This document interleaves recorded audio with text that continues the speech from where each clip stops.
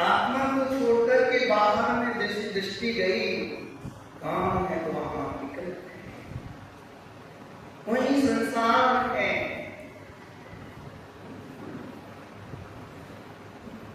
अपने आत्मा के अलावा मेरे लिए करने को कुछ भी काम नहीं।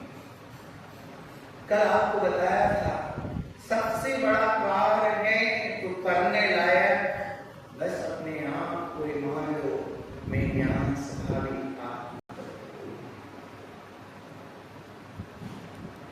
इससे बड़ी उपलब्धि हमारे जीवन की नहीं, इससे बड़ा कार्य और भी कुछ भी। बाहर की उपलब्धि हो भी गई तो क्या, और नहीं भी कोई ज्ञानी तो भी क्या, पर मेरी दृष्टि यदि अपने आप तत्व की हो गई तो जीवन धन होगा। लेकिन 100 के बाहर कुछ भी करने का मेरा काम नहीं, और काम है तो वह विकल्प, वही संसार है। जैसे नदी के ऊपर बहुत से पक्षी मंडरा रहे होते हैं, पानी के आसपास पक्षी ऊपर उड़ते रहते हैं और जीव जंतु तालाब में उड़ रहे हैं, किंतु जब जंतु मिल जाए वो खोज करते रहते हैं कि कोई जंतु मिले और मैं उनका भक्षण कर लूं। कोई निगरानी में बने रहते हैं, कोई तालाब में से चोंच निकालेगा, मैं उसको पकड़ के ले जाऊंगा। और उसी नदी के बीच में भीतर रहने वाले कछुए, मछली इत्यादि बड़े चैन से रहते हैं।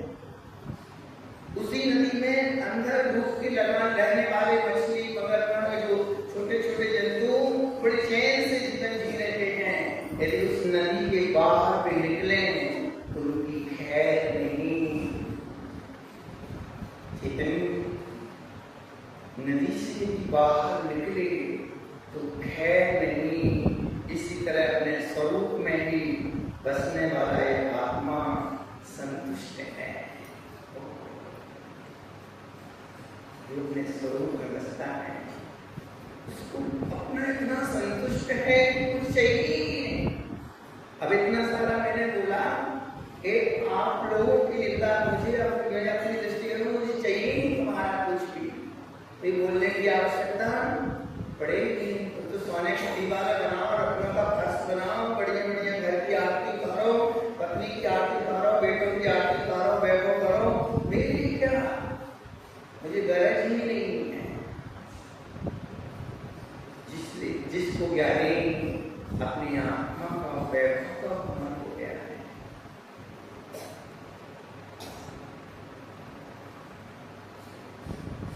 अपने स्वरूप में ही बसने वाला यह आत्मा संतुष्ट है, सुखी है। अपने में चेतन जो बसा करते हैं वो ही संतुष्ट है, सुखी है, स्वयं आनंदमय है। पर बाहर में पर पदार्थ मंडरा रहे हैं, इनको और मुख किया, इनकी और दृष्टि की खैर नहीं। चेतन कोई तकलीफ नहीं, बाहर में वस्तुएं चाहे कैसे भी परिवर्तन करें, सामने वाला व्यक्ति कैसा भी परिवर्तन करे, नाचे गाए, उससे कोई मतलब नहीं। पर उपयोग यदि हमने पर में लगाया तो हमारी खैर, उपयोग आप लोगों ने लगाया ना मैंने, तो विकल्प हो जाते हैं। कहने का मतलब खैर नहीं दिया, विवाह हो गया। बाहर में अपने में ही निश्चिंत रहो, उसको ही निभाते रहो। धन्य है निरामय को चेतन, अपनी चेतन रूपी निधि को निभाते रहते हैं कि मैं ज्ञान स्वरूप हूँ। बाहर में कैसी उपलब्धियां हैं नहीं है, फिर आनंद का वेदन करते हैं। भगवान आदिनाथ स्वामी 6 महीने के बाद आहार के लिए उठे, आहार नहीं मिलता है, अपने आलापांतर कर्म का उदय जान करके आत्मा के ध्यान में चले जाते। लेकिन आप बुद्धि का परिचय पाया, मैं दुख सो आत्मा का परिचय हो गया। चेतन जैसे दृष्टि बाहर डाली, बस तकलीफें बढ़ जाती हैं।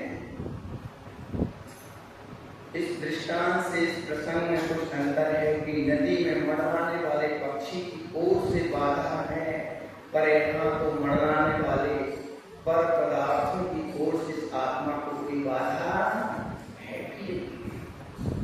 नदी में के ऊपर मंडराने वाले पक्षियों से बाधा तो है ही नहीं है। चोट निकाले से पानी से बाहर वो पकड़ के ले जाएंगे।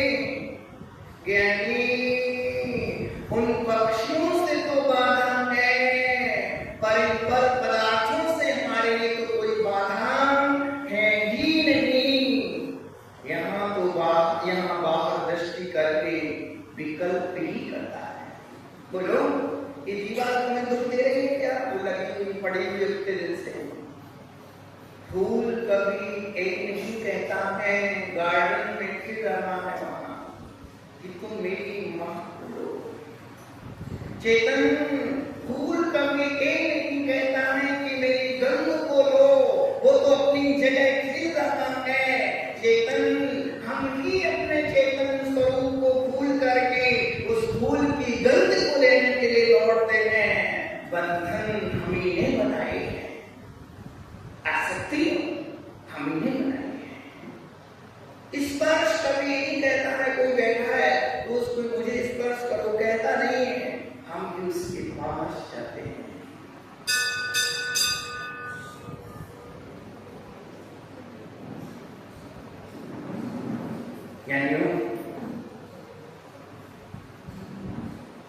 बाधा यहाँ बाहरी पदार्थों से नहीं, यहाँ बाहर की दृष्टि करके विकल्प करता हूँ, बस इतनी बाधा है। और एक बाहर पदार्थ मेरे वो आवश्यक नहीं, फिर एक मुझ में बाधा क्यों डाले? बाहरी पदार्थ आपको बांधते नहीं है, आपको बंधन में नहीं डालते। हमारे इनके प्रति आकर्षण विकल्पों को खड़े कर देता है। वो जहां है वहीं है, सारी दुनिया गे है, यानी गेयाधीन दुख का कारण बनती है, गेयाधीन दृष्टि दुख का कारण बनती है। खुद यहाँ जीव अशुद्ध है और कमजोर हो रहा है और खुद ही विकल्पों की योग्यता वाला बनता रहता है। अपने स्वभाव की ओर दृष्टि करनी है। अपने में कोई बाधा नहीं।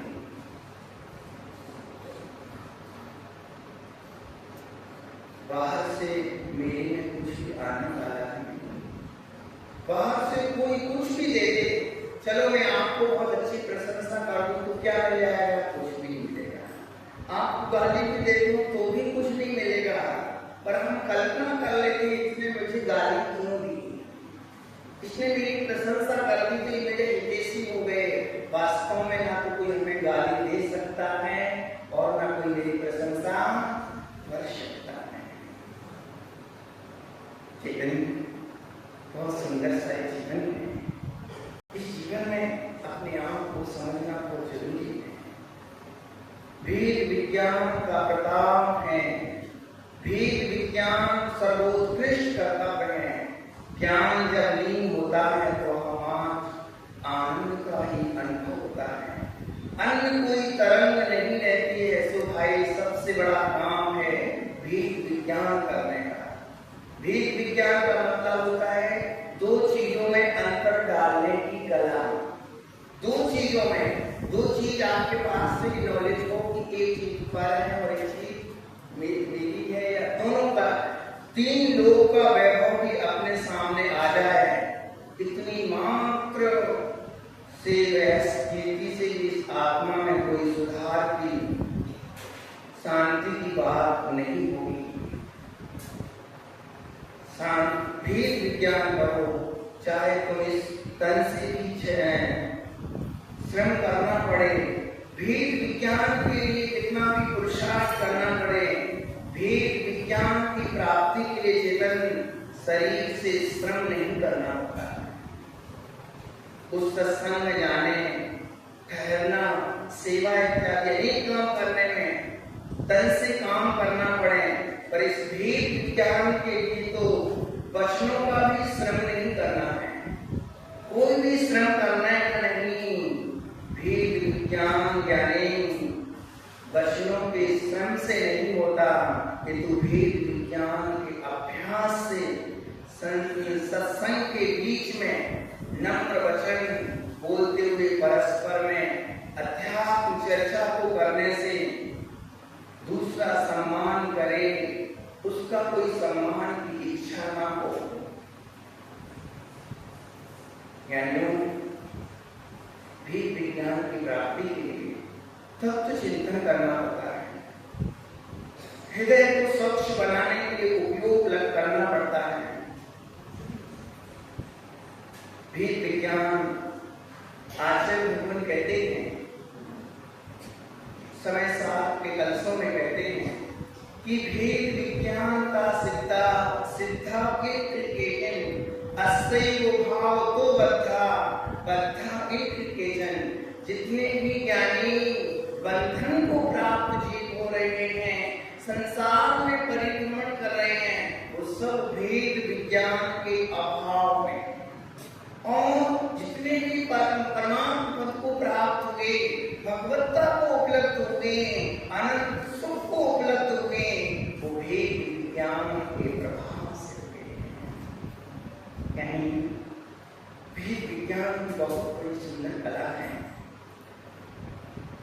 वेद विज्ञान का प्रताप जब इतने बड़े हो जाए, इतने शुद्ध स्वच्छ उपयोग वाले हो जाए कि भगवान के घर में कभी चाहे बेटक आना जाना बने, इतने स्वच्छ हो जाए, हम भगवान के चरणों में बेटक आ सकें। अभी हम भगवान की भी जी हजूरी करना, भगवान के भी चरणों में करना है। क्यों? हम अपराधी हैं, इसलिए भगवान से कहना होता है क्षमा करो, अपराध क्षमा करो। यानी जब मैं वेद विज्ञान हो जाएगा, मेरे अपराध खत्म हो जाएंगे, फिर किसके दर पर गिड़गिड़ाना? बोलो। भगवान के घर में भी कभी जब चाहे बेटक आना जाना बन सके, और कभी कभी भगवान के स्वरूप में आसन रूप में ज्ञान बैठा कर मिलान करूं कि जैसे प्रभु का ज्ञान है, वैसे ही हमारा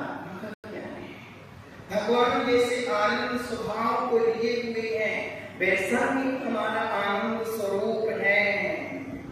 यानी अंतर जब हम विचार करेंगे तो इतनी उत्कृष्टता का बर्ताव होने पर फिर भगवान से के सामने गीत गिराने की आवश्यकता ही नहीं होगी। मैं भगवान जैसा चेतन नहीं, चेतन स्वभाव को लिए हूँ। यह सब भी विज्ञान का ही प्रताप है। यानी जिनके चेहरे पर एक ओझ होता है, एक तृप्ति होती है, एक आनंद होता है, वो भेद विज्ञान का ही प्रताप है। इस भेद विज्ञान की सिद्धि के लिए आत्मदेव को समस्त पर प्रपंचों से मुक्त करते हैं, पर द्रव्यों के संयोग के कारण स्वयं को ज्ञानियों स्वयं की आलोचना करते हैं। आत्मा जो विपत्ति से पृथक नहीं हो पाता है, उसका कारण है कि पर द्रव्यों का संयोग। आज हम जितने भी दुखी हैं वो कहीं न कहीं पर द्रव्यों का संयोग ही है। और वास्तव में तो पर द्रव्यों का संयोग वह कहलाता है जो हमारे आत्म तत्व को तिरोभूत कर देता है। पर द्रव्य का संयोग हमारे आत्मा के वैभव को यानी तिरोभूत कर देता है। भेद विज्ञान से हमें अपने आत्म तत्व की गहरी जानकारी हमें बनाना है कि मैं अनंत चेतन गुणों से भरा हुआ हूँ।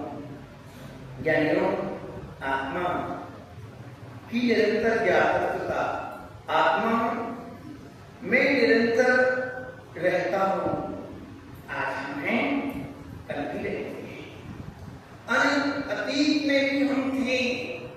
चेतन में निरंतर रहता हूँ और मेरा स्वभाव है निरंतर बने रहने का। ऐसा कोई दिन नहीं आएगा कि जिस दिन हम अपने स्वभाव से च्युत हो जाए। ये जरूर है कि स्वभाव का आवरण पड़ जाए उस पर स्वभाव कभी नष्ट नहीं होगा। हम चैतन्य स्वरूपी होंगे, अज्ञानी तो वो ही रहोगे। ऐसा वो दिन कभी नहीं आएगा कि आपकी आत्मा बुद्धल बन जाए।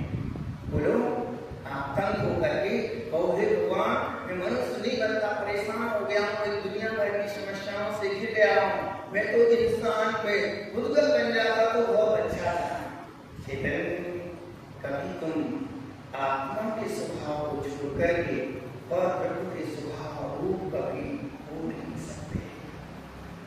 यानी मैं निरंतर रहता हूँ और मेरा स्वभाव है निरंतर बने रहने का।